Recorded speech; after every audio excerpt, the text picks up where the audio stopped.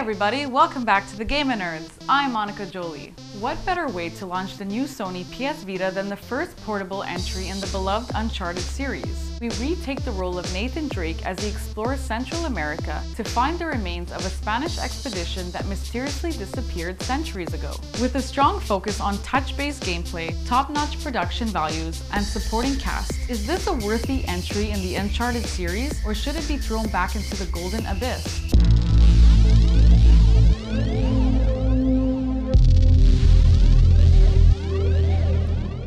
Welcome back everyone. So today I'm going to review Uncharted Golden Abyss. Now Sony obviously wanted to have some premier AAA titles released for its new handheld console to go up against the Nintendo 3DS. So once again we take the role of Nathan Drake, our explorer of explorers, our hero of heroes, our everyday normal guy, in a game that takes place just before the events of the very first Uncharted. Now the story kind of takes pieces from previous Uncharted titles. You have a bit of Uncharted 2, a bit of Uncharted 3, and a lot of Uncharted 1. Essentially at the outset, Nathan is backstabbed by his colleague Jason Dante as they're trying to find remnants of a lost Spanish expedition. And after playing Golden Abyss, it's definitely scaled back a few notches. If you're accustomed to the high quality production and cutscenes found in the console Uncharted titles, you'll be very happy to see that they've been translated to the PS Vita version. There's no shortcuts taken on story here. You really do see the relationship between Nathan, Dante, and this new character Marissa. The game is roughly 34 chapters and really starts to pick up towards the middle. The first 10 or so chapters, it's kind of unsure what's happening until Drake gets captured as he does in every other game. And towards the end of the title, in particular the last few chapters, the story really does pick up. So it is kind of a slow beginning, a good middle, and a very strong ending.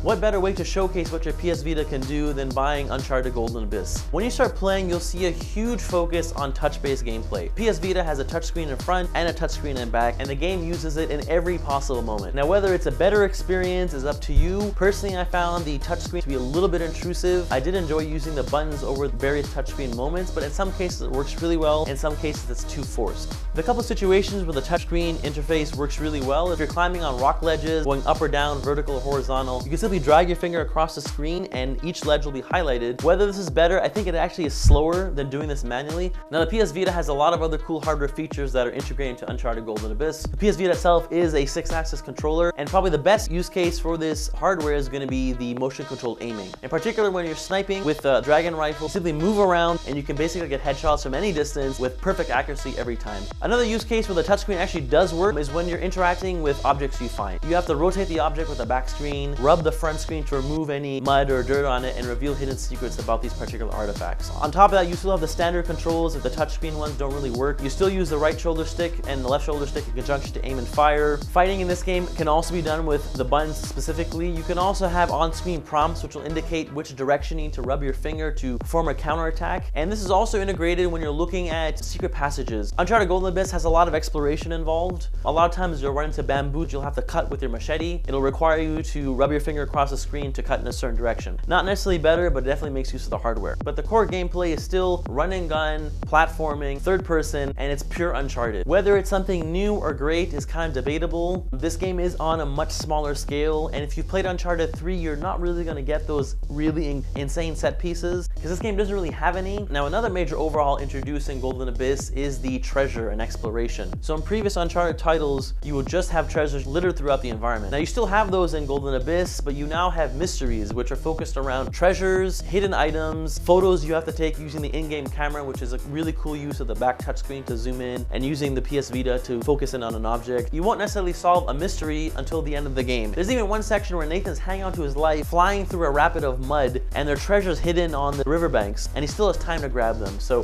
Nathan's an explorer to the end. Now another cool thing to utilize the PS Vita was the PS Vita Near feature. So there's something called the black market, where you basically in-game you will obtain bounty by killing certain enemies and finding certain treasures. If you're near someone else who has a PS Vita, you can exchange bounties and treasures. So all in all, Uncharted Golden Abyss is a fantastic showcase for the PS Vita. As an Uncharted game, I think it falls short in a few areas. You're looking at 34 chapters. Unfortunately, some chapters are really brisk. You literally will enter a new area, have 1 or 2 gunfights, maybe a platforming section, and the chapter's over. In fact, the first 10 pass by easily within an hour and a half to 2 hours. The experience definitely picks up towards the end, but still, it is Uncharted at its heart. Nolan North reprises his role. Unfortunately, the story does not live up to the previous console titles. Again, it's not as crazy or as over the top as Uncharted 3. for me, the pinnacle is Uncharted 2, and it's not there yet. But I think as a first outing, if you're a brand new PS Vita owner, you should absolutely buy Uncharted Golden Abyss. The touchscreen stuff is kind of intrusive. Thankfully, it's optional, but still a great showcase of what the hardware can do. And if this is a first-gen PS Vita title, I can't wait to see what else is in store. Good job, Naughty Dog and North Bend Studios.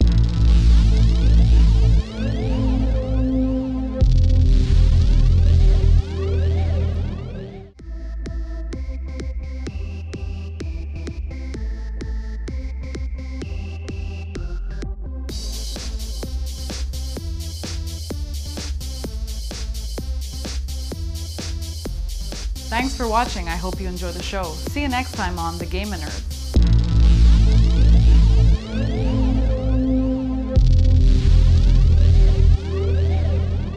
Expeditions throughout. That. Okay. As he's following treasure of remnants of a lost Spanish expedition. Thanks for watching. I hope you enjoy the show. See you next time on The GamerNerdz. That's 2 seconds. Okay. I'm gonna get this. I'm gonna get this.